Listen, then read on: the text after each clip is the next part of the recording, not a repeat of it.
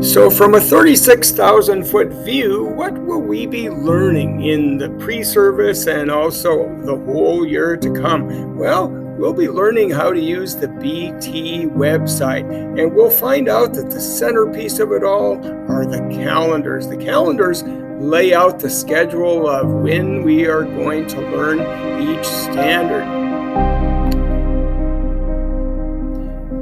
Notice on the left are the grades, all the grades that BT covers. And so let's just go to fourth grade reading, and let's go to the first week where we'll be using BT. And we'll see that here's the standard that everybody up and down the hall will be using. And so when I click on that standard, a whole wealth of information comes up. The standard, all the tools we're going to use. We're going to be learning how to use the unwrapped documents, which gives you the framework of the whole standard. Like, what does it look like when students use that standard? What are all the nouns that we're going to use in learning that standard? How about the verbs too? Big ideas, the essential questions. So for even a new teacher that comes in the middle of the year, the framework is there of what it is we want our students to know. But we'll also have the formative assessments, and those are given at the end of that 5-day period. Some standards will take more days, but in this case it's 5, and so it's a 5-question test that determines if the students have mastered that standard. And what will we do with that data from these formative assessments on Friday? Well, we're going to gather together and collaborate and decide who of those students needs to be retaught and enter the reteaching group during the golden hour the following 5 days, and who gets to be in the enrichment group because they mastered it, and then they can go on to, in a more exciting, fun way, dig deeper into that standard. So just where will the resources come from to teach that standard? So what if in fourth grade, for example, I have a few students who are reading at the second grade level or the first grade level? You know what? I can go to that grade level and find materials that they can actually read and use. It's so important if we're going to ride that bike of reading down the highway that they're on the right size bike. So to find those materials, we'll once again just click on that standard, and we'll scroll way to the bottom, and we'll see there's a multitude of ways to teach that standard. Resources that will fit your needs. The cool thing about this is that we still get to be ourselves when we teach. We can choose the materials that fit our personality, that fit our students' needs, and so there's a wide array of materials to choose from. We want people to choose from BT first, but you can also go beyond BT to find materials to teach that standard. But the cool thing is, all of our arrows are focused at that standard. So that's where we're all the same. We can certainly see that BT is going to become a giant point of focus for our success this year at Champion School.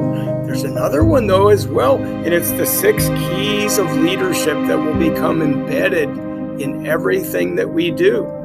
The first one happens to be clear vision.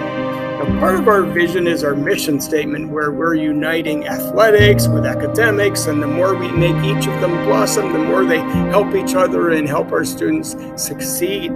But we also want that clear vision to be within our rooms, loud and clear, like through morning boards, where we have the quote of the day that's reflected on the pillar of the month, and the standard I can statements, like what is it we exactly want our students to be able to do, and then the general layout of the day of what they can expect to happen that day at Champion School. And Dojo certainly is part of our clear vision because we want parents to be part of that as well.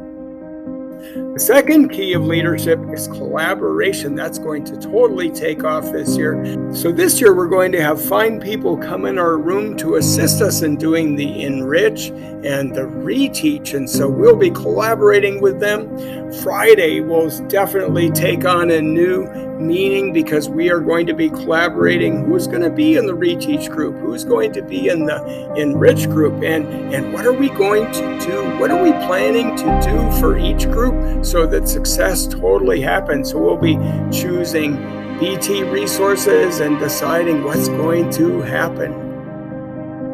The third key of leadership is absolutely huge. It's communicating expectations. It's going to take on many forms. We always kind of think, what do we expect of our kids? But you know what? Communicating expectations goes way beyond that. So it's from top to bottom, like, hey, what do my students expect of me? So we're going to be doing on little sticky notes. Students will be putting on the board what they expect of me. But also parents, hey, when they come in for the open house, they're going to put little stickies on the board, what they expect of me. But I'm also going to let everybody know what I expect of them.